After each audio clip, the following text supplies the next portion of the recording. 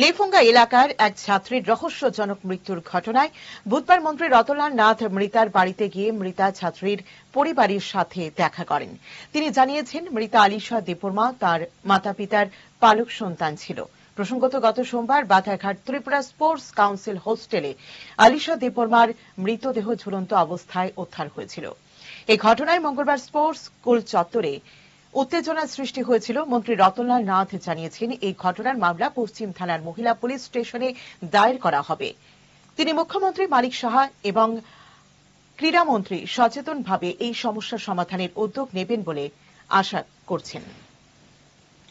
অত্যন্ত দুঃখজনক ঘটনা, মর্মান্তিক ঘটনা, এবং আজকে ওদের বাড়ি থেকে আমি কথা বলছি। ওনার একমাত্র সন্তান এবং ওনাদের নিজস্ব কোনো সন্তান নেই, এটা পালক সন্তান। পালক সন্তান আরো বেশি তাদের প্রতি স্নেহ মমতা বেড়ে গেছে, বিশেষ করে মেয়েটার মা বাবার। তো এটা আজকে দেখতে এসছি, খবর নিতে এসছি, এবং এটা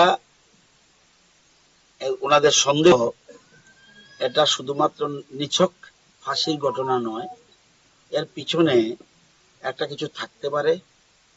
এটা ফাঁসি দিলে কেন ফাঁসি দিল, কি কারণে ফাঁসি দিল, বা ফাঁসি না হয়ে এমনও তো হতে পারে কেউ মেরে ফেলেছে। এই যে বিষয়টা, সন্দেহটা, এটা ওনাদের মনে দৃঢ় ভাবে গেঁথে রয়েছে মনে। আজকে ওনারা কমপ্লেইন করবে পশ্চিম থানার মহিলা পুলিশ স্টেশনে।